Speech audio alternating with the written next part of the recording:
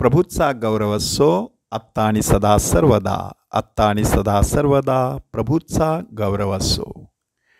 नाकर त्याचा वार शनिवार, अशा प्रकारे मराठीमध्ये एक वचन आहे.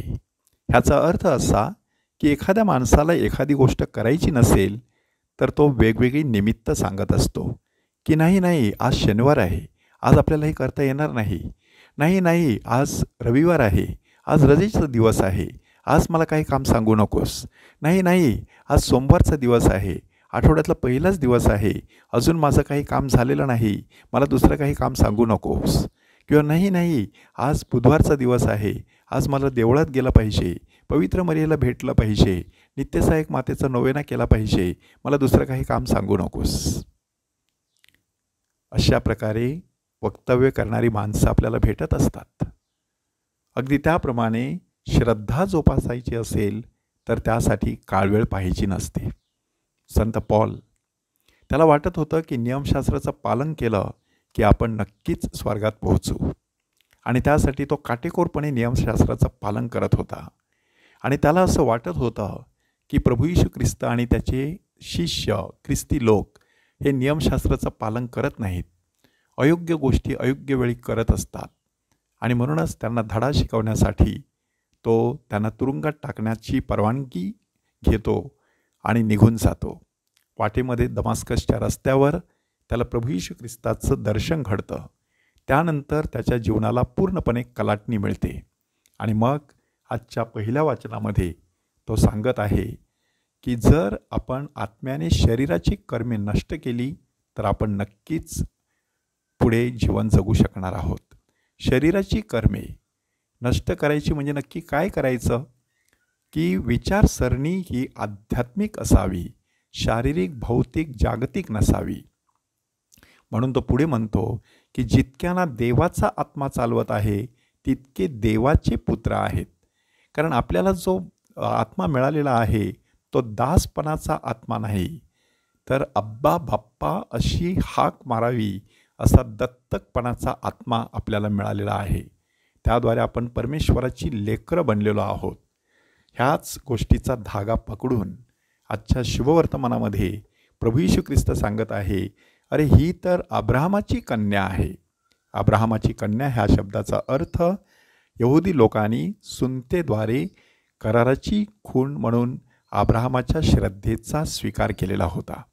आणि म्हणूनच जेवढे यहुदी लोक होते ते सर्वजण अब्राहमाचे पुत्र आणि अब्राहमाच्या कन्या होत्या. केवळ आणि केवळ त्या करारामध्ये सहभागी झाल्यामुळे.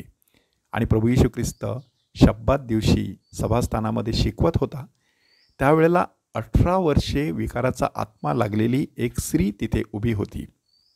ती कुबडी होती, म्हणून तिला नीट उभंसुद्धा राहता येत नव्हतं. अशा पार्श्वभूमीवरती प्रभू येशू ख्रिस्त सरळ सांगून टाकतो, बाई तू आपल्या विकारापासून मुक्त झाली आहेस. आणि त्याने तिच्यावर हात ठेवताच ती सरळ झाली आणि देवाचा महिमा वर्णू लागली. हा संपूर्ण प्रसंग आपल्याला काय सांगतो? ती तिथे कशासाठी आली होती? परमेश्वराचे आभार मानण्यासाठी. कुबडी असूनसुद्धा ती त्या ठिकाणी प्रार्थनेसाठी आलेली होती. तिच्या श्रद्धेचं फळ परमेश्वराने तिला दिलं. दुर्दैवाने तो दिवस होता शब्बाताचा, आणि म्हणूनच सभास्थानाचा जो अधिकारी आहे तो येशूला उद्देशून काही सांगत नाही, परंतु तिरकसरित्या लोकसमुदायाला सांगत आहे की ज्यामध्ये काम केले पाहिजे असे 6 दिवस आहेत, त्या दिवसात येऊन बरे होऊन जात जा, शब्बात दिवशी येऊ नका. ह्याचा अर्थ असा आहे की चांगलं करण्यासाठी सुद्धा वार आणि दिवस, शब्बात आणि सुट्टी हे सगळं पाहावं लागतं का? येशूने त्याला चांगल्या प्रकारे शब्दामध्ये सुनावलं. तुमच्यापैकी प्रत्येकजण आपला बैल किंवा गाढव शब्बात दिवशी गोठ्यातून सोडून पाण्यावर नेतो की नाही? आणि ही तर अब्राहमाची कन्या, सैतानाने 18 वर्षे तिला बांधून ठेवलेलं, मग तिला बंधनातून सोडवण्यासाठी दिवसवार पाहायचा का?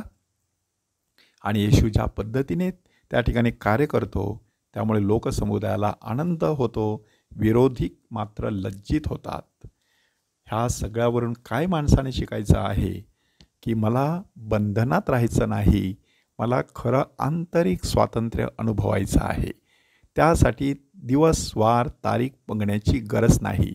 अल्कोहोलिक एनॉनिमस ह्या संघटनेमध्ये मी बऱ्याच वेळेला फिरत असतो आणि त्यावेळेला साक्ष देणारे कितीतरी आमचे बंधू सांगत असतात की 1 जानेवारी आल्यानंतर मी निर्णय घ्यायचो, परंतु त्या 1च्या पुढे 0 पडला 10 जानेवारी की तोपर्यंत माझा निर्णय, माझा निर्धार जमिनीला किंवा मातीला मिळालेला असतो. त्याचं कारण काय? आपण तारीख बघतो, त्या तारखेनुसार आपण परिवर्तनाचा विचार करतो, परंतु परिवर्तनाच्या प्रांतामध्ये स्थळ, काळ, तारीख आणि दिवस, वार आणि शब्बात किंवा सुट्टी अशा प्रकारचा विचार करता येत नाही. परिवर्तन भर आजारामध्ये होऊ शकतं, परिवर्तन भर संकटामध्ये, मोहाच्या काळामध्ये सुद्धा होऊ शकतं आणि परिवर्तन मौज मजेच्या काळामध्ये सुद्धा होऊ शकतं. मात्र त्यासाठी माणसाने आध्यात्मिक दृष्टी विकसित करणं गरजेचं आहे. म्हणूनच आपल्याला चालवणारा परमेश्वराचा पवित्र आत्मा अब्बा बाप्पा अशी हाक मारून एक नवं नातं प्रस्थापित करतो. त्या नात्याच्या प्रकाशात नवीन जीवन जगण्यासाठी परमेश्वराकडे विशेष कृपा आणि शक्ती मागूया. प्रभूचा गौरव असो आत्ता आणि सदा सर्वदा. आत्ता आणि सदा सर्वदा प्रभूचा गौरव असो.